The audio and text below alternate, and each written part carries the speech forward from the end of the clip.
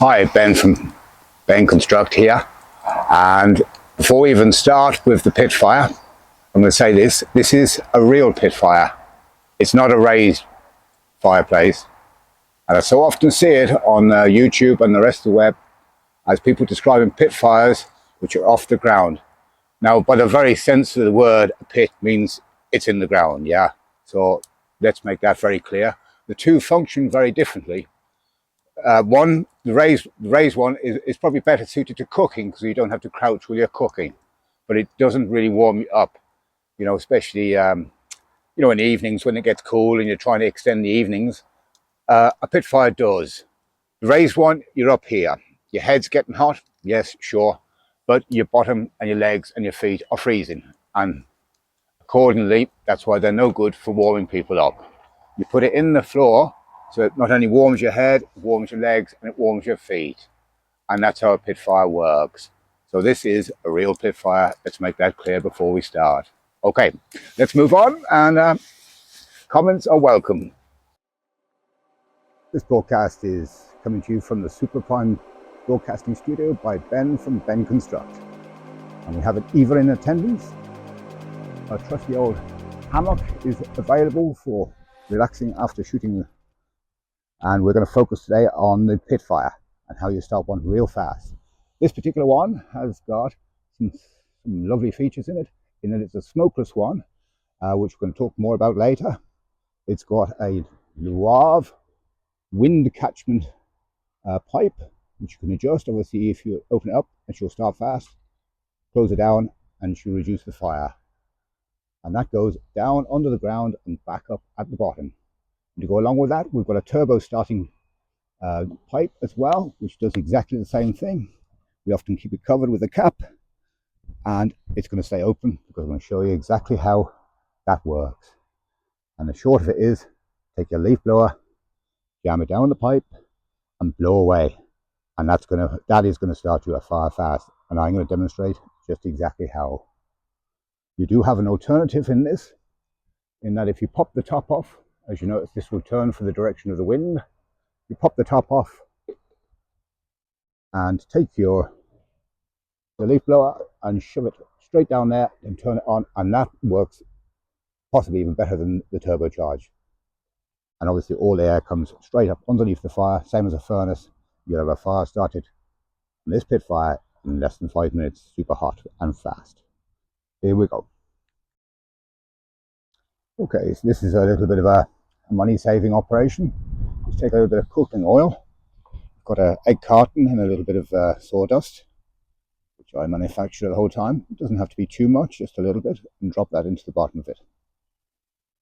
Okay, and if you lower that into your other kindling, place it slightly off the center of where the air is going to pop out, just there, and then add in the rest of your kindling.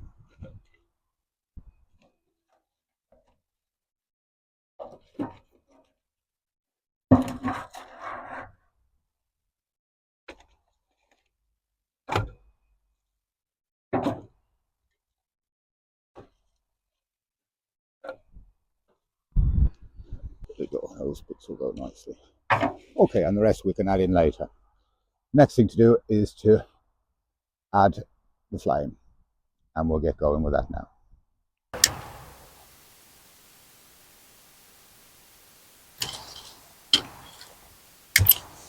Okay, so now we're ready to roll. We've given it ignition. Away with your leaf blower.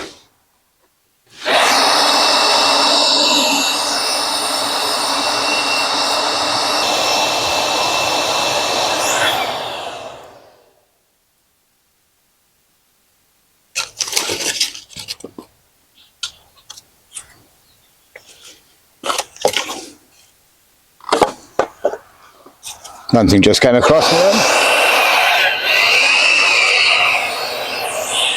There we go, and I'll bring you in for a closer look.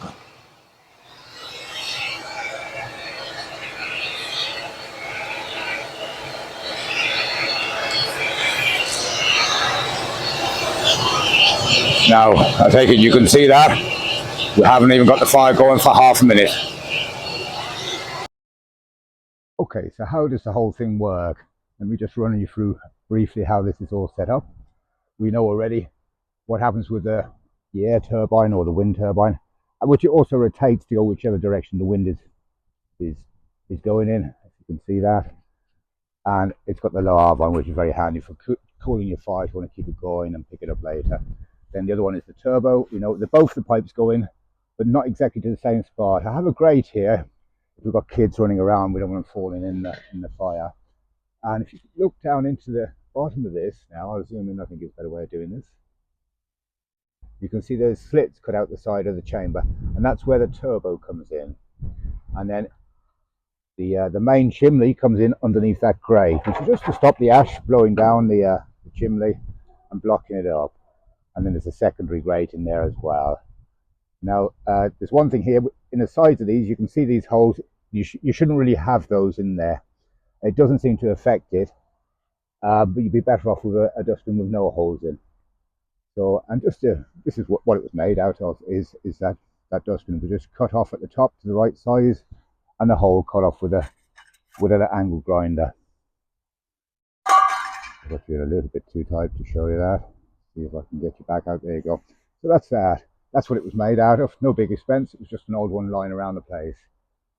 And the trick of this whole thing is that behind that is a cavity of about 1.5 inches.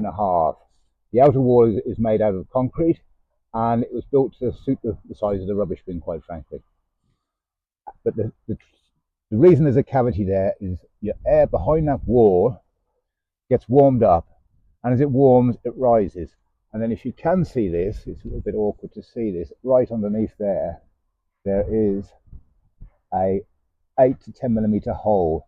And what happens there with that is the air behind the dustbin, the 1.5 inches, warms up and it shoots the hot air back at the top of the fire, and this gives you an afterburn and gets rid of all your smoke. So, and believe you me, guys, it works excellently, really does. Anyone build a pit fire, make sure you get that detail added in, and that's the end of your smoke problems. Obviously, if you put some really wet wood in it, it won't work so efficiently. But even near dry stuff, and it's a godsend where people don't have to shuffle around the fire because they're getting smoke blowing in their faces. It's brilliant, that one. And then of course, then when it's not in use, everything just gets thrown back in, and then we've got a lid just to make the area safe. I have to just adjust my hands here for a second. And that's what the finger hole is there for, so you don't trap your fingers when you're putting it in. So that's how that works. And then the whole area is safe. The dog's not going to fall down it, your children are not going to fall down it. You could make it heavier that if you wanted, so a kid couldn't lift it up. I mean, once you get past kind of toddler stage, they could lift it up. But they'll be into everything, as I imagine, at the same time. But that's how that works, guys. Oh, the only one thing I didn't explain to you is the drainage here now, and I should just run you through there.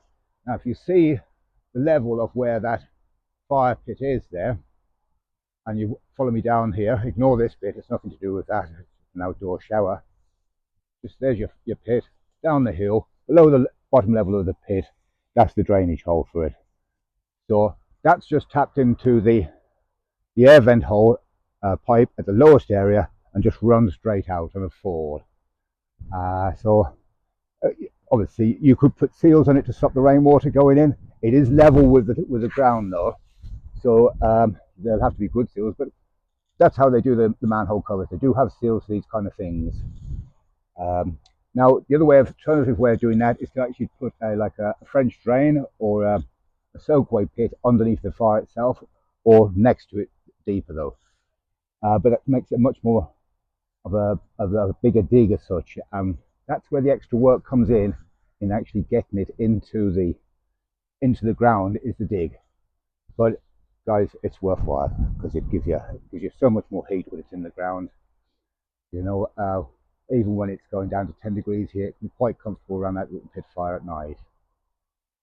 So there you have it.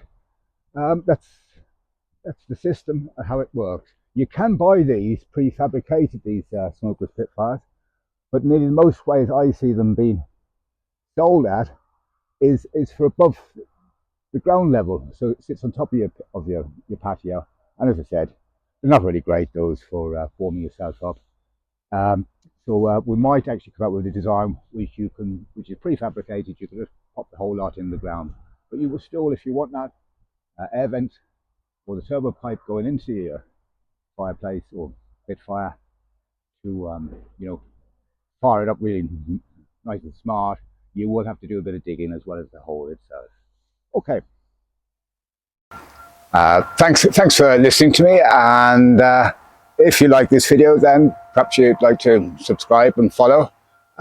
We do different stuff. Mostly it's timber and sculpturing and crafts, but we do things like pit fires and occasionally bits about pool and other stuff like that. So that's this pit fire. We will go into the build of it there at some stage if there's any interest. And but what we'll do later is to produce a sketch of how you build it. Okay, guys, thank you very much for listening, and we'll see you on the next one, I hope. Cheers.